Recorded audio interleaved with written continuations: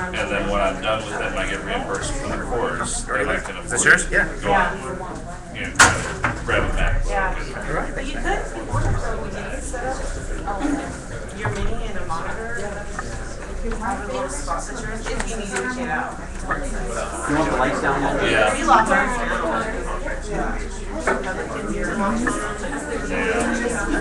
But if you're like all this, all this like your better learning. Is that too dark? Yeah, you guys Wi-Fi or? Just trying to get stuff to be tied down. It's up there. Okay, sorry.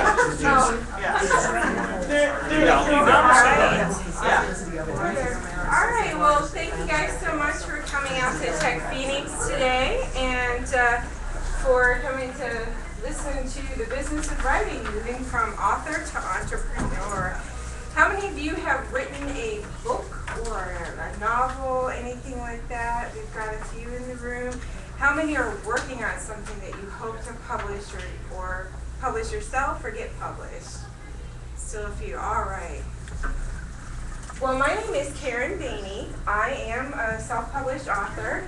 I have 7 ebooks published, and in the last 3 years, I've sold 45,000 copies of my books, and I've had over 225 downloads. So the difference there would be 225,000 downloads. Sorry. So yeah, that's not. So 225,000 downloads is a whole lot more. So this is my historical series here, contemporary. And then I have a book for anyone who is an aspiring writer and wants to learn how to market. So I have a Master's of Business Administration from ASU, so I've got some business background in addition to practical experience. I've also founded a website called My Author Services, where I blog about all kinds of different topics from self-publishing to marketing, how to price your book, how to set up your business as an author. And then my husband and I have created a website called ChristianEbooksToday.com that is specifically for authors to advertise their books to the Christian market. So on this journey of moving from author to entrepreneur, you need to learn to think differently. This is where we have to shift from our right brain creative side to our left brain business side and logic side. You have to put on your business hat. Start to become familiar with words like marketing and branding, promoting, distributing, pricing. And these are some of the things that we hope to cover today. For branding, you have to think beyond the first book. If I would have taken my first book, my website URL would be dreamunfolding.com. That's very short-sighted, but for me as KarenBaney.com, now I can list any of my books on there, whether it's my historical or my contemporary novels or my nonfiction work. So think about branding and think more than just your first book that you're going to write. You are the brand. Everything about you is your brand. So on your website, your headshot should be there. Very nice, professional looking picture. It's about you. On every one of your books, you want your name to be prominent, right? Because you're the brand. If somebody likes something that you've written, they're going to come back because they recognize your name. Your supporting cast to your brand can be your genre, okay?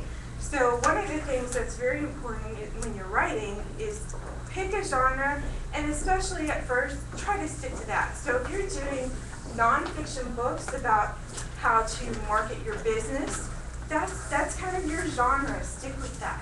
If you're writing a science fiction novel, you might want to write a couple in that genre because that helps build your brand. It builds a following of readers. So if they like what they've written, they're going to come back. Think about whether you're going to do a standalone book versus a series. There are some really good advantages to doing a series. If somebody likes the first book in the series, whether it's a fiction or nonfiction series, if they like that first book, they're going to look for that second book. They're going to look for that third book. They're going to look for that fourth book, just because they like the first one. But in some cases, maybe a standalone is better, right? So, and another thing with series is you don't necessarily have to use the same characters over and over again within a fiction series. You can take major characters in the first book, then they can become minor characters in the second book. So there's a lot of different ways to go about series. If you're in the nonfiction world, look for a common theme. If you're writing about business, maybe you pick a specific topic about business. So maybe your first one's about marketing, your next one's about pricing or something like that. So you can build a theme across the series in lots of different ways. In fiction, you can also use serial characters. First one that comes to mind for me is James Bond. Were the James Bonds book all in one specific series? No. But we know that character, and it's become such a popular character that you now have movies written about them. Go ahead, Jim. Who promotes? Who can you think of that promotes? Anyone? James Patterson. James Patterson promotes. Outside of the book world, who promotes? Everyone. James do? Here's a couple. McDonald's. Why does McDonald's promote? Everybody knows what a McDonald's hamburger is, right?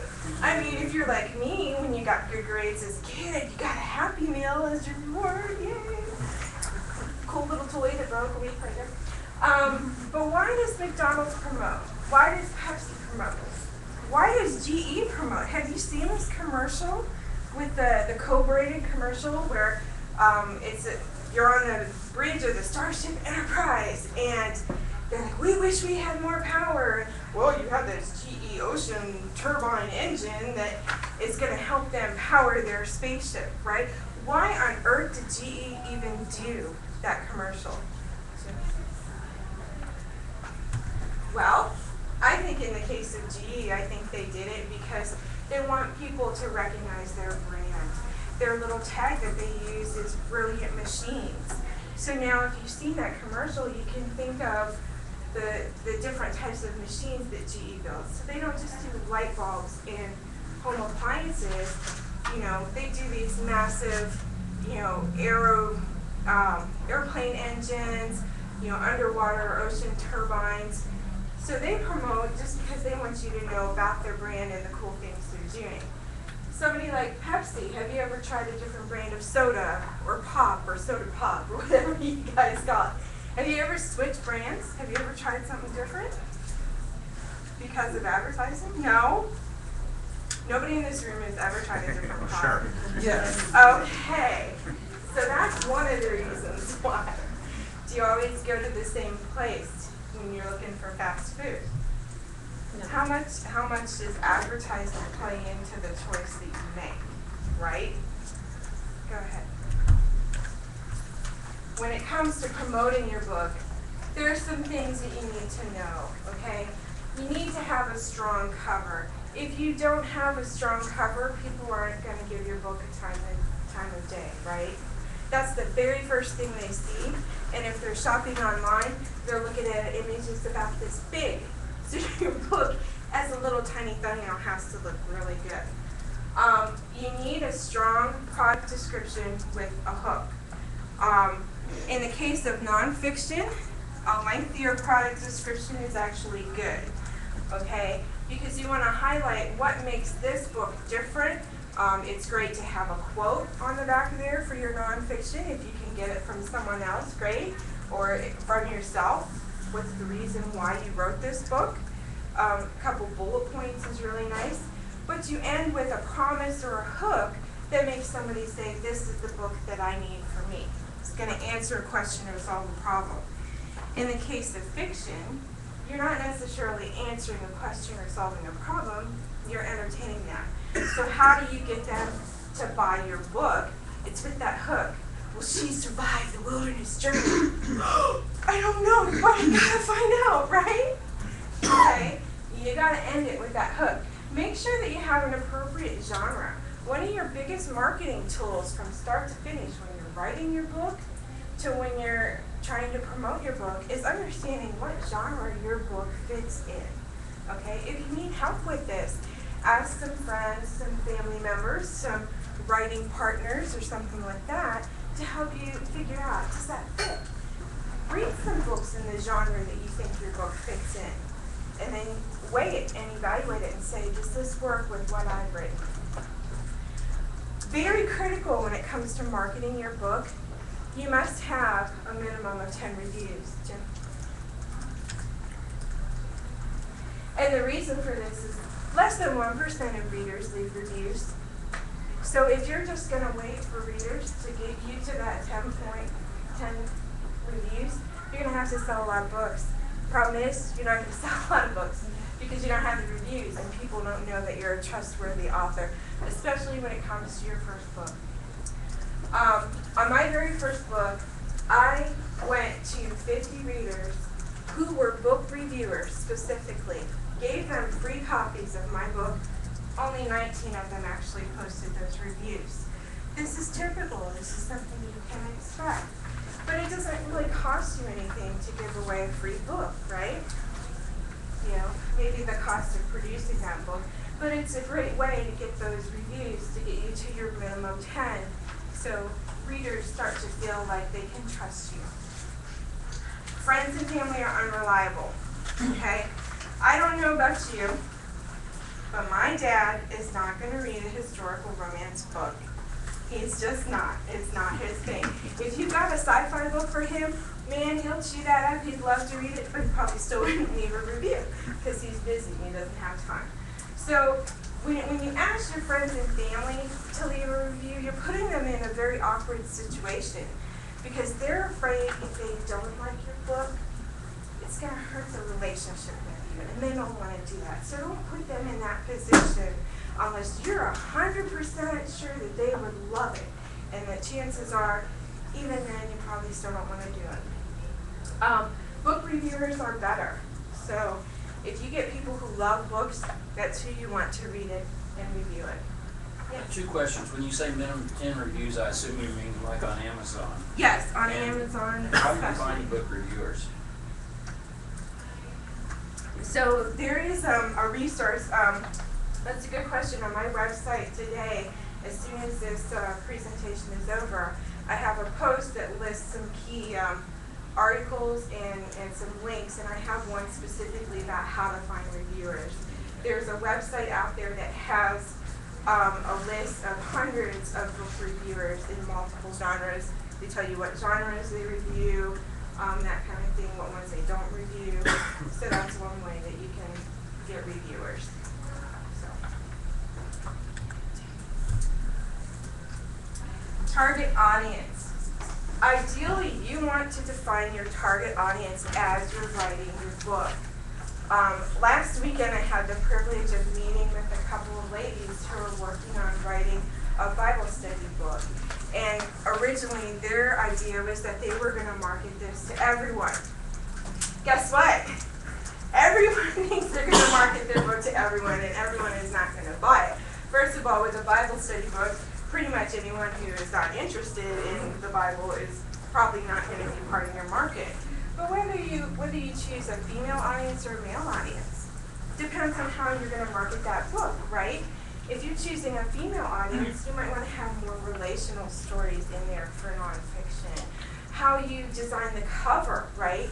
You might use maybe more pastels or flowers or something like that. When you do that, you're now alienating a male crowd, potentially, right? So when you're writing your book, it's important to keep that audience in mind. Same thing with fiction, right?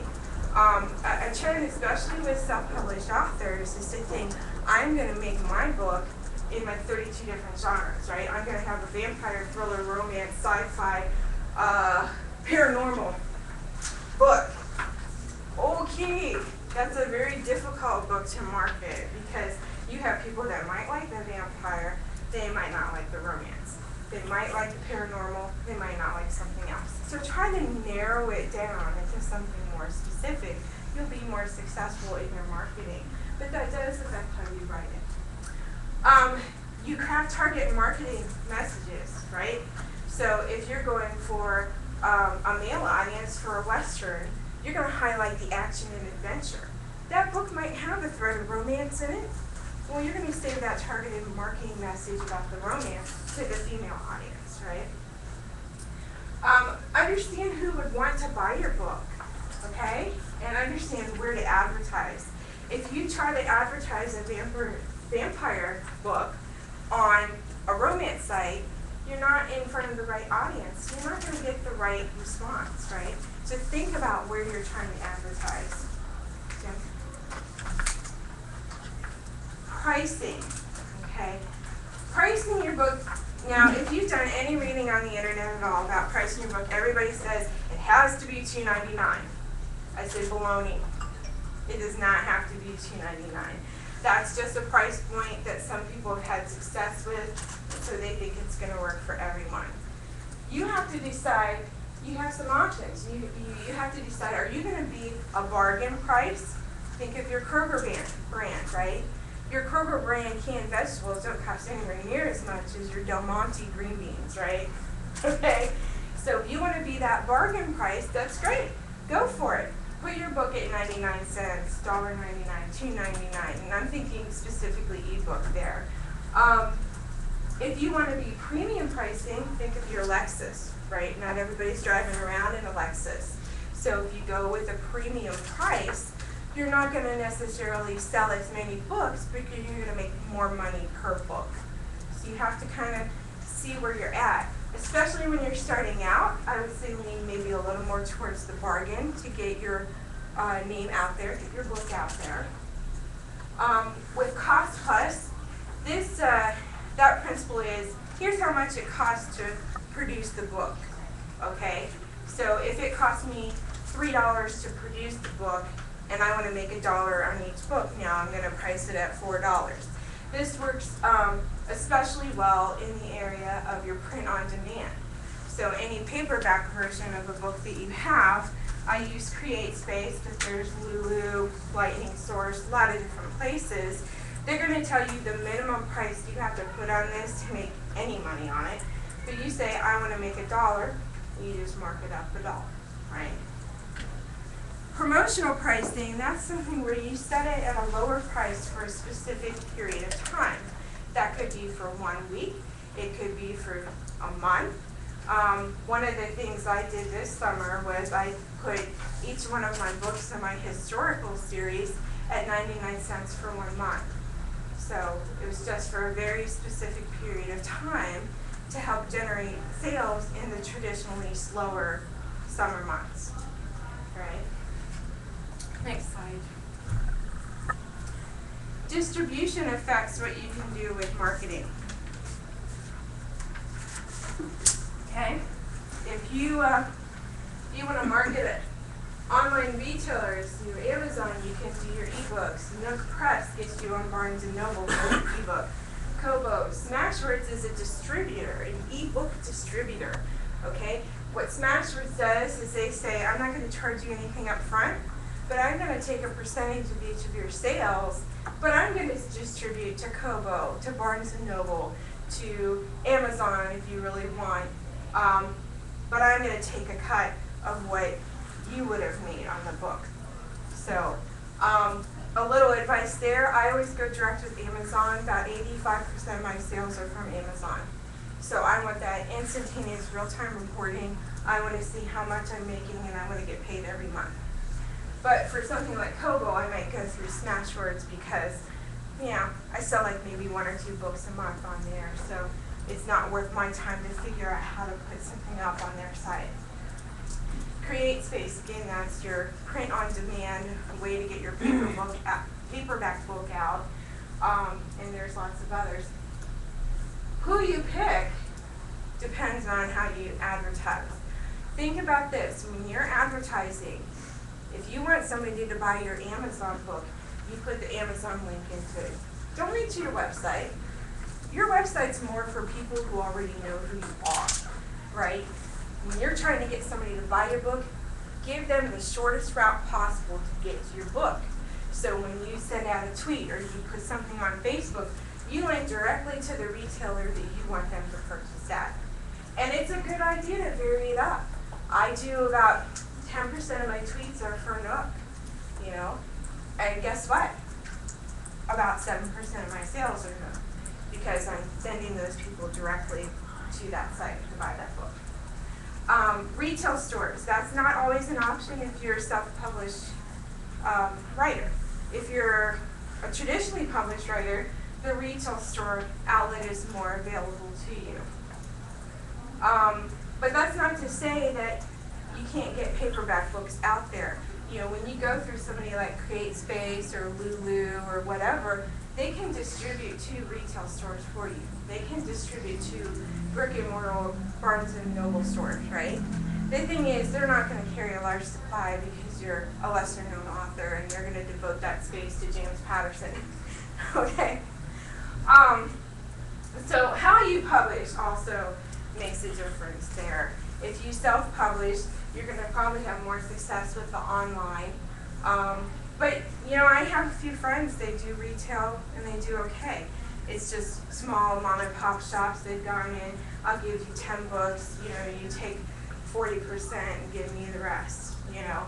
You might have to wait 6 months for those to sell, but it can be done if you really want to. Next slide. Where to advertise. All right. I have an author website. I get 900 page views a month. How much can I do with my author website? Versus a book discovery service that gets 50,000 page views a month. I'm getting in front of a lot larger audience there, right? That's the site here, 50,000 page views a month. This one, Kindle Nation Daily, they get in the hundreds of thousands of page views a month, close to 1 million. If I spend the money and I put my book right here, I'm getting in front of a much larger audience than I could ever potentially get off of my own website. Okay? There are a whole slew of book discovery sites out there. Readers love them because they have fresh content daily.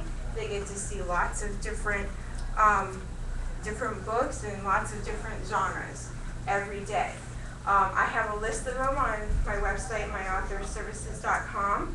Where to advertise is one of our links, and I just list a whole bunch of those places. Prices range from as low as $5 for a couple weeks to hundreds of dollars. Kindle Nation Daily is a very huge site, so you can imagine their prices are going to be a lot higher. But if you're trying to get some momentum on a book, maybe you just say, you know what, I'm going to invest $100, $200 to get on that site because I know it's going to generate some revenue for me, so it's worth it. In addition to book discovery sites, you might find other sites that relate to your genre. So see what you can do to get on those sites. If they're book reviewers, you might be able to arrange to get that review from them, right? Social media. I use Twitter without fail. Some people will probably get angry at me for saying this, but I schedule them all on Hootsuite. And you know why I do that? Because I'm running 2 businesses, have a full-time job. I don't have time for that personal interaction. But if you do, then go for it. Find what works for you. Just because scheduling works for me, maybe that's not your style. Maybe you don't like doing that, and you want to have that personal relationship on your social media, go for it. Find what works for you. Web ads are also another way of doing it. That's a little different than these book discovery sites. That's where you're saying, I'm trying to reach a business crowd, so maybe I want to go get on a business website as one of their side banner ads. Like this is a side banner ad actually. You know, you can do it through Google Ads. There's a lot of different options out there. Sometimes you can go direct. Think of it this way. There's a magazine that relates to your topic, whether it's fiction or nonfiction. Maybe you look into that. I will tell you that if they have a lot of traffic, we're talking thousands of dollars for a week or a day. So that might be after you get a little bigger, or it might just be something you decide to invest in to get a boost.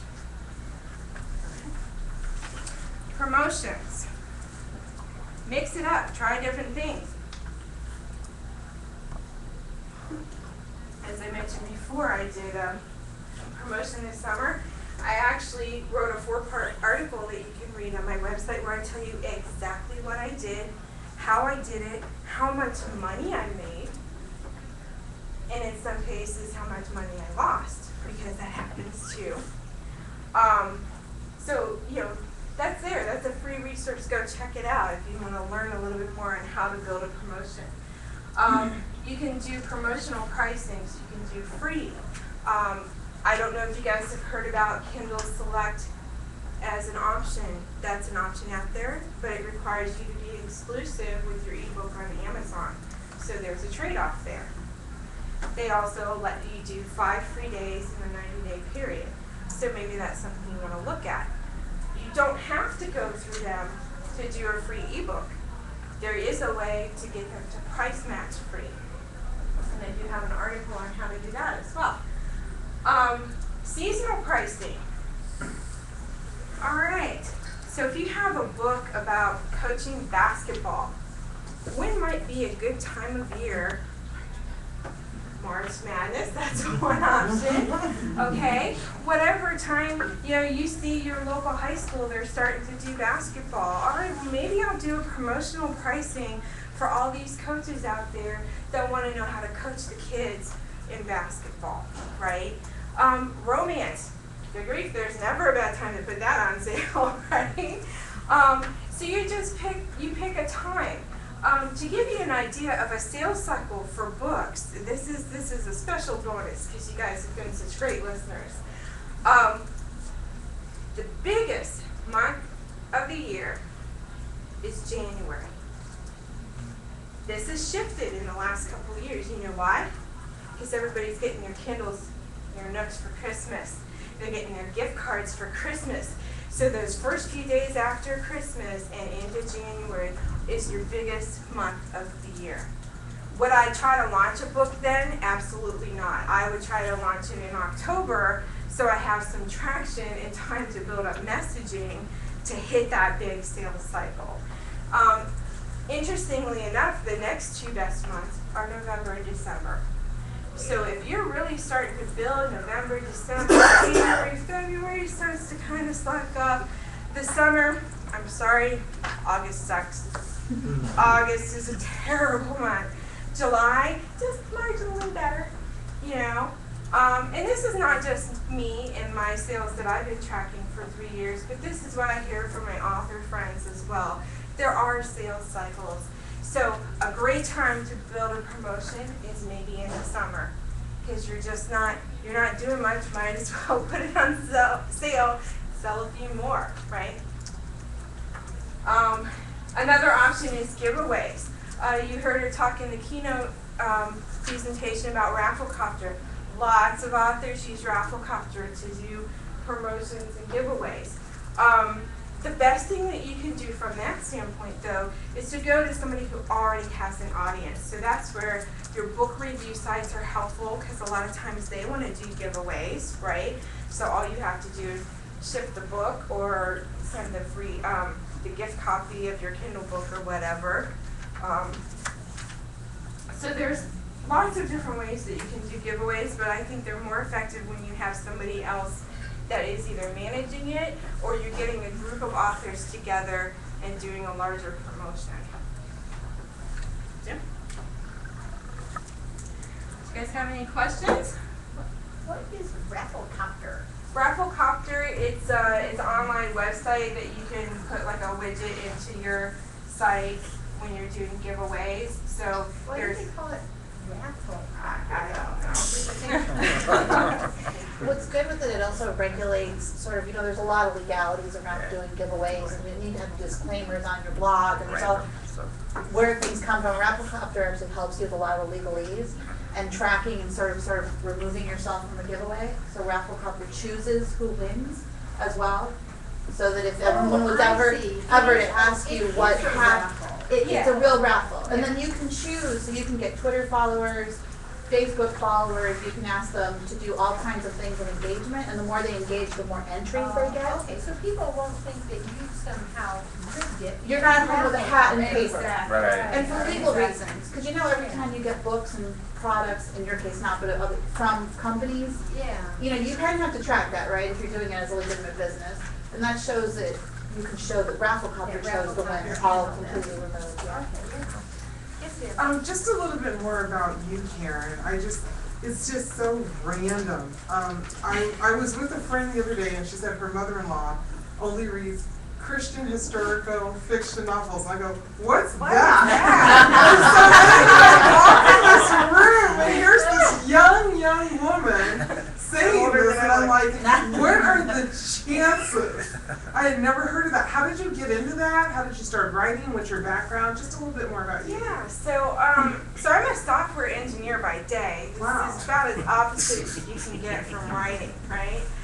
Which is why I love this conference, because I feel like I know everybody and they're all cool, right? Yeah. I'm on the geek side, by the way, just in case. What's the difference between the geeks? A geeks are cooler, I'm sorry. They Oh, already have like tape on their glasses, pocket protectors. oh, okay. But I actually just a couple years ago went through some very personal things, and through that process, really just kind of felt this desire to start writing. I had no idea what I would start writing, but the idea for my first novel came like that. Then the second novel, then the third novel, and I've got probably about 10 novels outlined right now that I'm waiting to write. So just this passion has been born in me, and I love to do it. And someday maybe I'll get to leave that software engineering job behind, but it's really a lot of fun to do something completely different in my free time. So, and the genre, it's one that I've always liked to read, so I felt like it was a natural transition. And I think it confuses me when I hear writers saying that they're going to write in a genre that they've never read. Because I'm like, how do you know what people like? How do you know what is that key ingredient behind that genre? So, I have 3 copies to give away. Who wants some? She was first, or is her hand? And I'm going to get you a new client who will buy all of your books. As soon as I leave here. Right. Thank you very much. There's the go. I saw your hands. I've got a couple extras, so. Any other questions? You know, even about stuff I didn't cover, self-publishing, anything? Yeah, Yes, can you sir. talk a little bit about your writing process? How much do you write a week? How much research do you do? Especially since a lot of your stuff's historical fiction. Yeah, so this is one of the reasons why I like to do series, because research takes a lot of time. And so to get the setting, to get people's mindset and ideals, you know, what did women do in the 1860s? They did laundry, they cooked, they cleaned, but what else did they? Were any of them business owners? So understanding all of those things for that time period, I spend probably a solid period of time on research. I would say about a month and a half in the evenings, just reading everything I can get my hands on about that topic. Then I'll do supplemental research as I'm writing. So if I come across something and I'm like, they took the wagon train and they hooked up the horses, and I'm like, well, did they really use horses? No, they didn't. They used oxen. How about that? So I want to be historically accurate, so I go and I do that little supplemental research as I'm writing. Because my writing time is confined to evenings and weekends, most of it's on the weekends, a lot of it's on Saturday. So this week I'm not doing any. But most of the time I try to do between 5 to 10 hours a week if I can. Sometimes I get more, sometimes I get less. Just depends. Did I answer your question? Yeah. Okay. Yes. So I'm a self-published author, and I have just my book on my website. I just put it on there, and obviously that's not enough juice, that's not enough PR, but the reason I did it is because I'm into bootstrapping and doing things on trade and leading by example. And so I'm wondering, you know, what's the downside to self-publishing, or what would you recommend? Because I don't, you don't want to keep the cost low. So it costs you nothing to put your ebook on Amazon, it costs you nothing to put your ebook on a press. Oh, so you need the ISBN number then? So you actually do not need an You ISBN don't? number, no. You do not. For those two platforms, you do not. You can if you want to, but I prefer to get it just because I'm a little particular about things. But there's a lot of debate right now out there in the self-publishing community. Are ISBNs even worth it anymore? Right? Because there's so much stuff out there without them. If you go through Smashwords as a distributor, and you meet their premium guidelines, which is really not that hard, you just have to have a well-formatted ebook, then you can get a free ISBN from them. So there's a lot of options out there. I would highly recommend, at a minimum, get on Amazon, get on Barnes & Noble, and then do a print-on-demand service, whichever one works best for you. In those cases, there's a small cost up front. So whenever I do a new book on CreateSpace, it's like $40 to do the setup and all of that. And that's all, and I think there is a free option, but the $40 a month, or one-time fee, $40 one-time fee, gives me the option to get into expanded distribution. Is that per book or is that It's per book. per account? Per book. Okay. Yeah. Any other questions? How are we on time, sweetie? You got about 5 minutes. 5 minutes. So, any other questions? Yes, sir. You seem to write in a particular genre that you enjoy reading and all that. Yes. How do you, since you're in a genre that's kind of, stratified, narrow, how do you stay in that genre, one, and then two, how do you make whatever you write in that genre fresh? Okay, that is a really good question. I actually pushed the boundaries of that genre a little bit in the Christian market. They have this thing they call edgy fiction, which is so mild compared to the rest of the universe.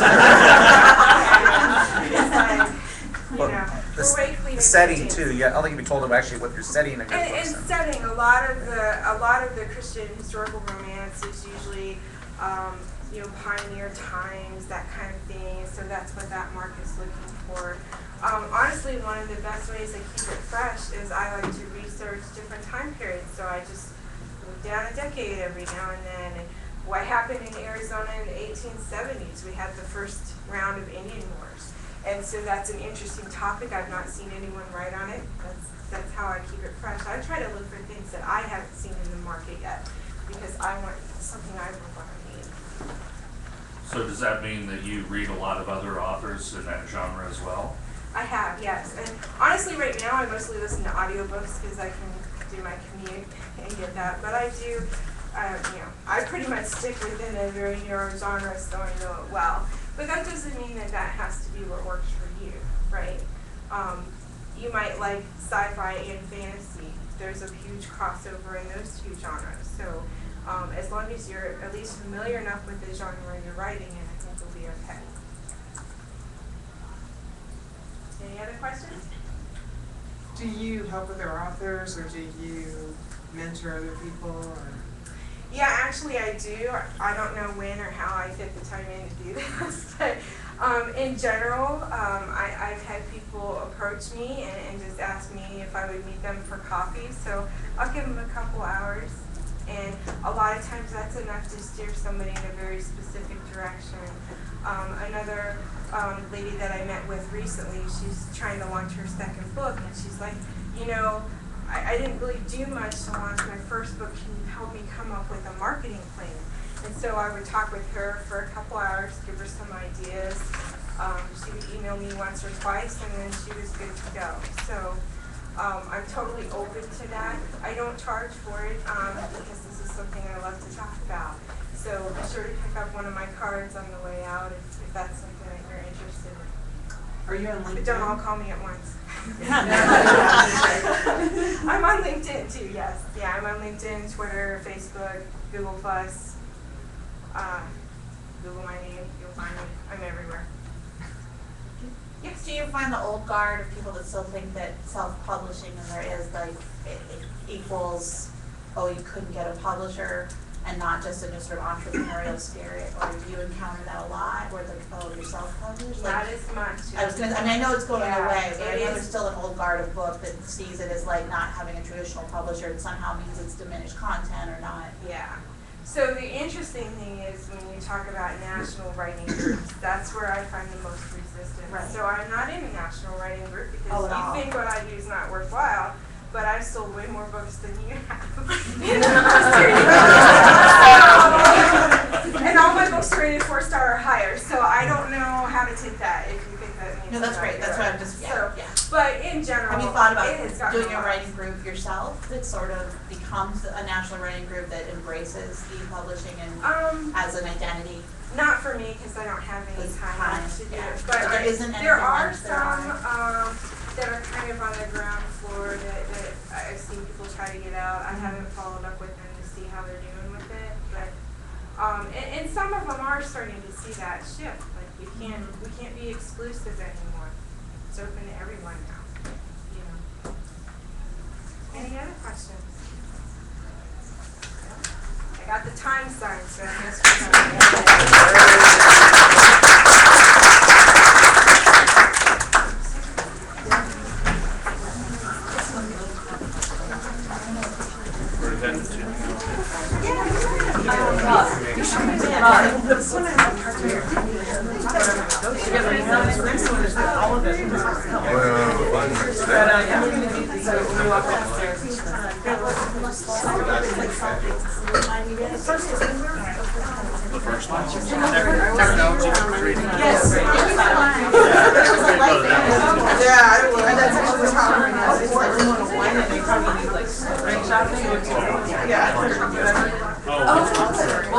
It's not for me.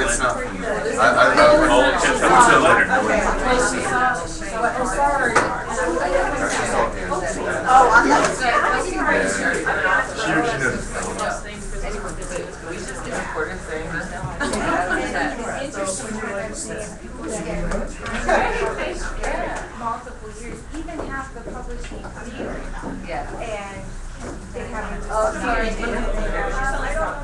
Exactly, and I spent some time Oh, doing that. sorry. No, thank you. You're very great stuff. You're welcome. Are you selling your books today? Yeah, $5 either cash or if you have PayPal.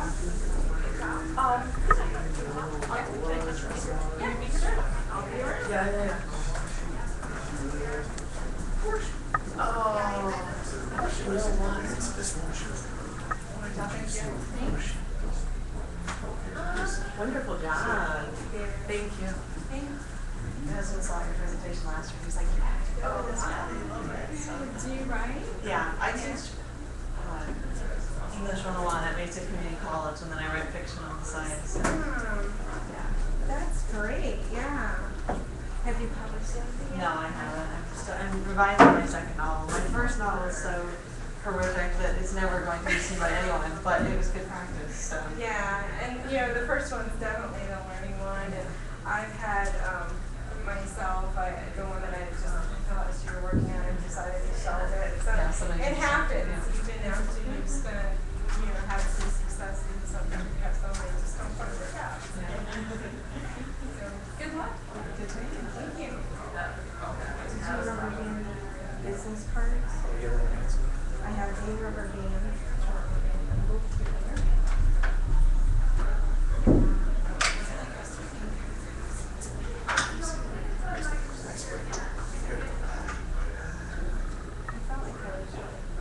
I know, so it's similar.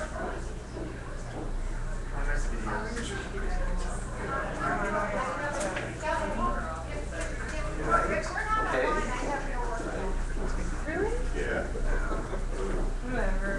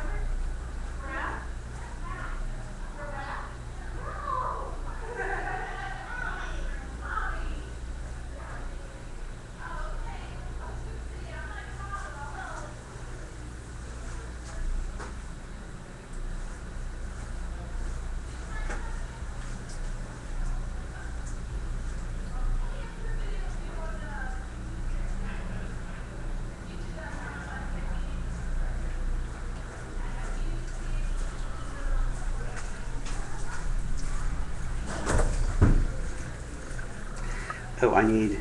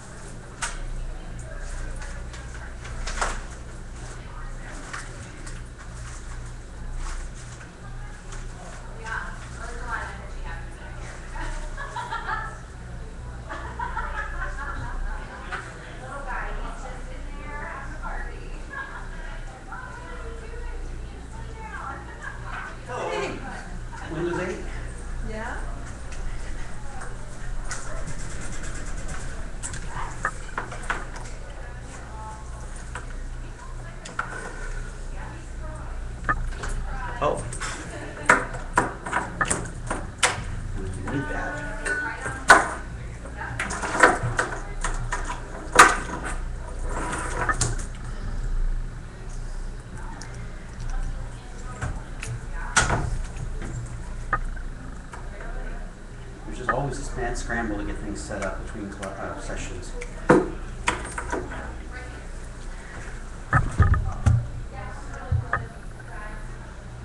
Okay. On the driving.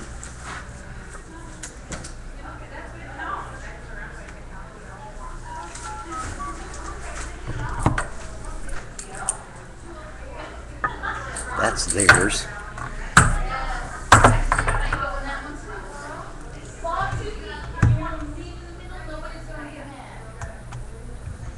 Okay.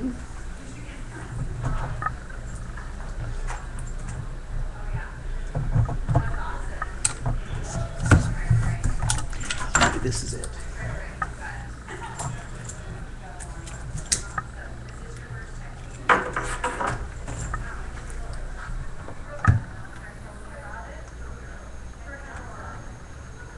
Okay.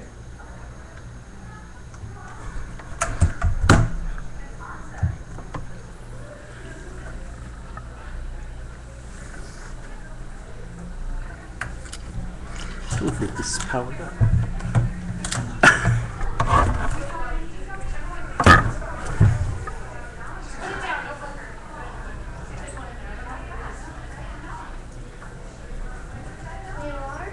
Oh, thank you, I would love a water. Thank you. Free? Yeah. All right, thanks. Is there anyone in there? Yeah. And you're gonna go get some more water from the room. Okay. This is interesting. When you say it didn't very much. Maybe we're gonna wind up sitting around the monitor anyway.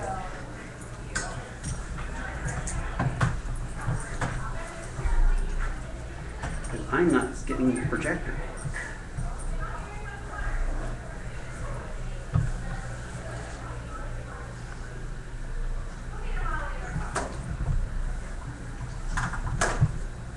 That's to that. Oh, that's D9.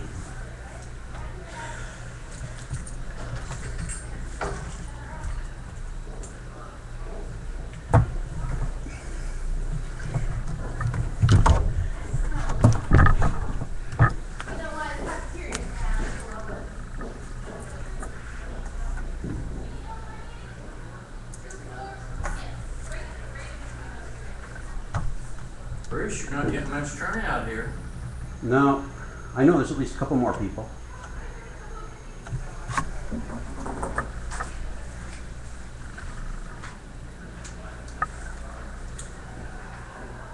That doesn't surprise me too much. But I know there's at least one other person who's interested in coming. But looks like the KVM switch here is a powered KVM switch and there's no plug for it.